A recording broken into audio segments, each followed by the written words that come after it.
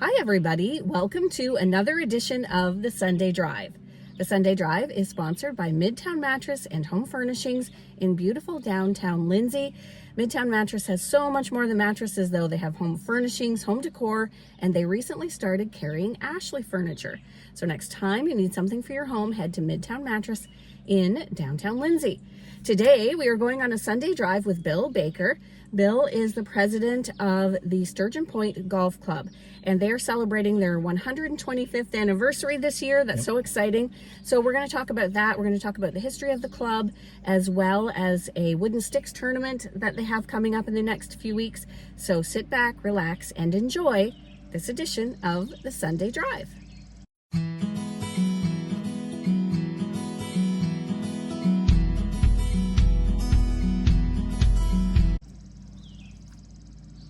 Okay, we are back with Bill Baker, and he's the president of Sturgeon Point Golf Club. Bill, 125 years this year for the golf club, and you know what? I drove up here and I got out to come in, and just the old building and the smell of the bonfire. It's just such an amazing spot here. Tell me a little bit more about the history of it.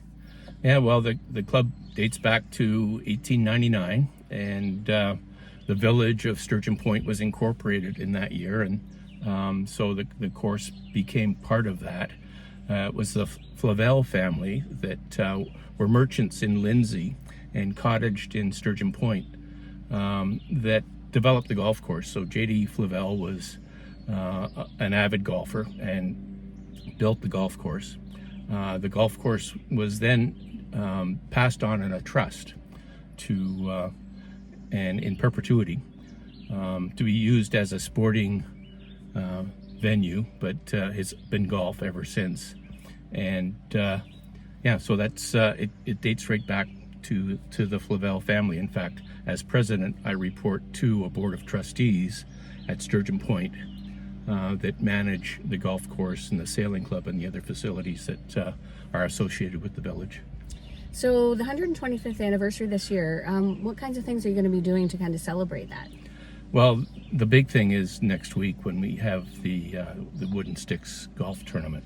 So we've got the Golf Historical Society of Canada coming in, and they're actually bringing in enough wooden sticks, hickory shafted golf clubs, to run a tournament. And so we're running 2 9-hole tournaments. The first one in the morning, we'll be using some of the original golf balls. I love this. So this is what we have now. Yep. And is this what we started with? Yeah, actually, Okay. This is from Holland. So everyone thinks that golf started in Scotland, but actually, these wooden balls were used to play golf in Holland back in the 1200s, evidently. Wow. And was it wooden sticks originally? Is that why you're having the wooden sticks tournament? Well, or? certainly, if you like, into the late 1800s, 1900s. I'm not sure what they used before that, but in that era they were using these hickory shafted golf clubs. So that's where the term wooden sticks comes from. Okay. So it went from this to this. That's a weird shape. It's not even round, really, eh? Yeah, well, these ones actually were like leather that were bound around. Kind of like a baseball. Yeah, and feathers in the middle. And they said that when you dampened it, the feathers would get hard and the leather would shrink, and created a ball that would travel a long distance, as far as the modern golf balls travel, evidently. So, and then they became more rubberized, and they tried different approaches to it, and we ended up with the dimpled ball. So I think they're going to be playing the first 9 in the tournament next week are going to be playing with this style of golf ball. So which dates back to about 1900. To about when the club was founded. Yeah. Awesome. Yeah. The anniversary. We have an annual gala, but that we use as a fundraiser. So that's the July the 8th, and again, that's open to anyone to come out and play. So we play 9 holes of golf, and then there's a dinner dance in the evening. So, and there'll be special celebrations this year because of the 125th. In August, we run a family day tournament and invite families to come out with their kids, their young kids, and we run games, and we'll be having special 125th That's a good idea. activities for the kids as well. Mm-hmm. So, yeah. And the building, I want to talk a little bit about this building because it hasn't changed much in the 125 years. Right. Yeah. It's really quite amazing. You know, the pictures that you see from back at the turn of the century show that it really hasn't changed. We've made some changes inside. It's not the same inside. We've had to expand the kitchen and stuff like that. But the exterior of the building is pretty much the same as what it was, you know, over 100 years ago. So how long have you golfed here? Pretty much all my life, if you like, from the time I was able to golf until now. So it's over 60 years, I guess. My family, grandparents built a cottage at Hickory Beach, just down the road from here, and my brother and a cousin and I would walk down to the golf course. When we were young, we could play all day for 50 cents. Can't do that anymore. And the course, you know, we've talked about the design of the course. The course, you know, again, the layout hasn't changed. The one thing that has changed is back in those days, we had big rock piles. So if you were on the course and you found a rock, you'd pick it up and put it on the rock pile. Those piles have all been covered now. They're covered in grass, but that's where they're from, is from the original farm fields.